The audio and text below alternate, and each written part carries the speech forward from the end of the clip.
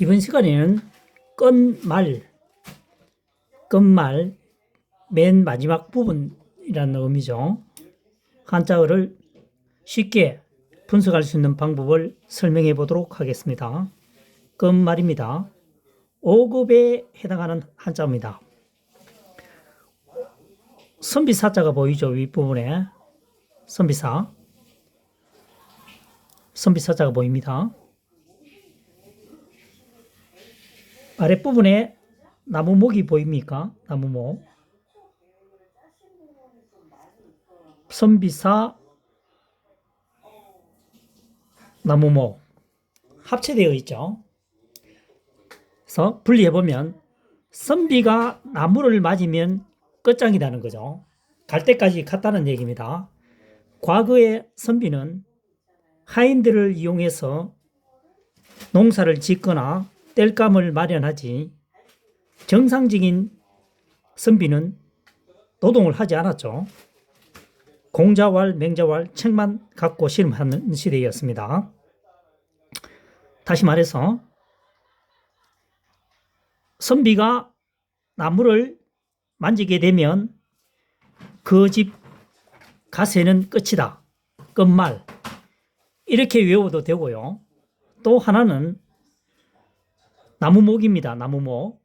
나무목 위에 하나일이 되어 있죠.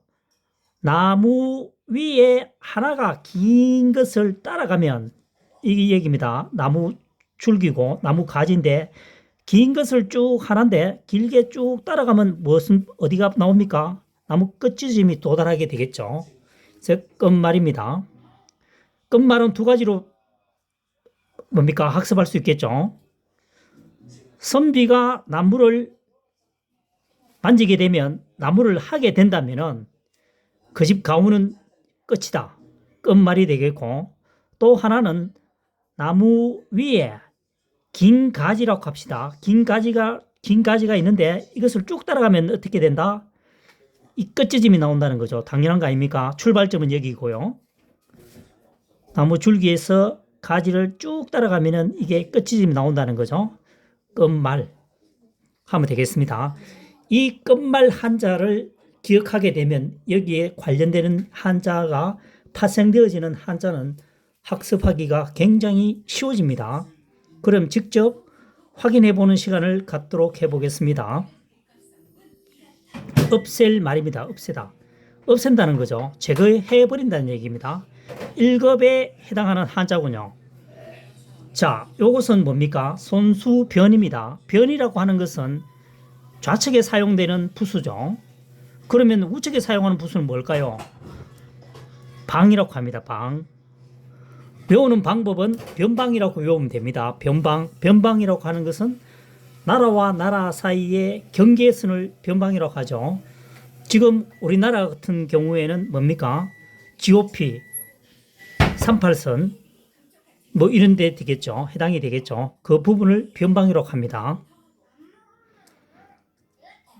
자, 어쨌든 좌측에는 변이고 우측에는 방이죠. 손수변입니다. 그 다음 뭐죠? 끝말이죠. 끝말. 손끝으로 끝부분은 어떻습니까? 어떻게 합니까? 없앤다는 것이죠. 손으로 일을 하다가 마지막 부분은 깨끗하게 청소를 한다는 겁니다. 또는 채소와 나무를 캐어와서 뿌리 부분은 어떻게 합니까? 떼서 버리죠.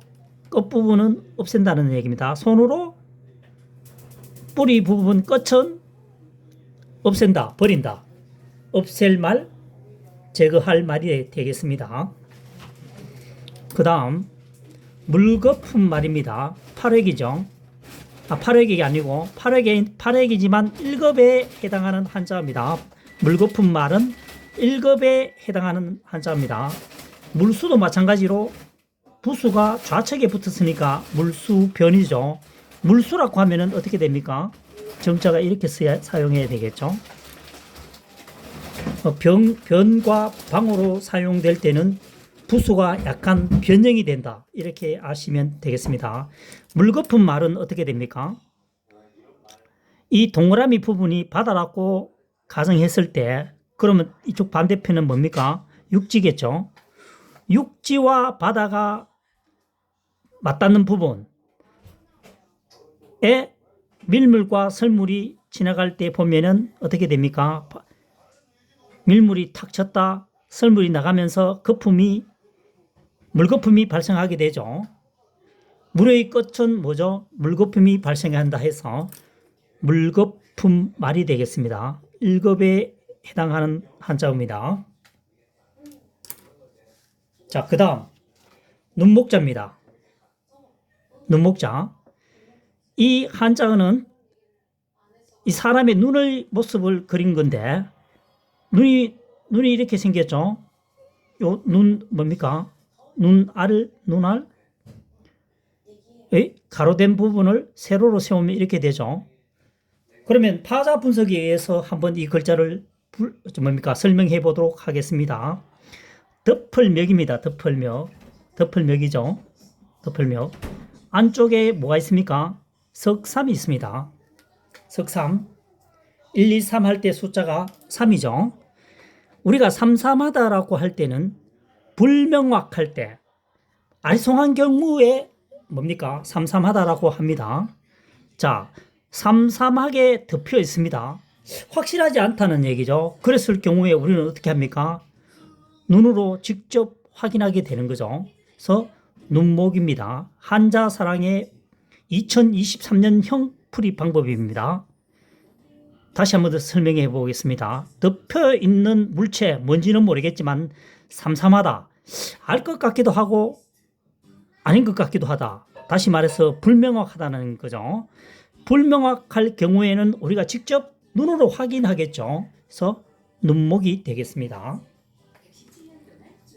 그 다음 또 차자입니다. 또 차자. 자, 어떻게 되어 있느냐 하면은 이 눈목자죠. 눈목자입니다. 눈목자 부분인데 한일이 어떻게 되어 있습니까? 좌우로 벗어나가 있죠. 눈목인데 눈목이잖아요. 또 차자는 좌편에도 튀어나왔고 우측에도 튀어나왔습니다. 하나일이죠. 그러면 하나일은 뭡니까? 하나로 되어 있다. 그래서 한 곳에 모았다는 얘기입니다. 뭘 모았습니까? 눈을 한 곳에 모았군요. 그러니까 뭡니까? 또 하나의 눈을 모은 거죠. 해서 이 글자는 또 차자가 됩니다. 이 글자도 마찬가지로 이 한자어도 마찬가지로 2023년형 풀이법입니다. 2023년 한자사랑의 파자 분석법입니다. 아마 시중에는 이렇게 풀이하는 방법이 없겠죠. 없을 확률이 거의 99.9%입니다. 자, 그 다음 조개패자에 대해서 설명해 보도록 하겠습니다.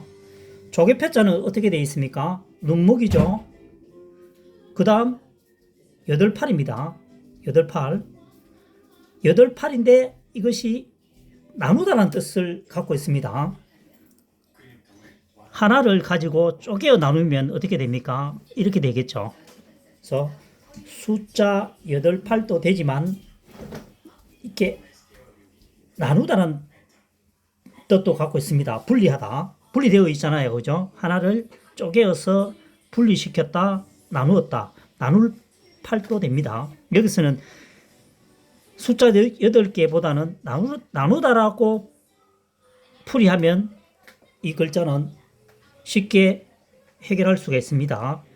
자, 보겠습니다. 눈목입니다. 눈으로 나누었다는 얘기죠. 무슨 얘기냐면은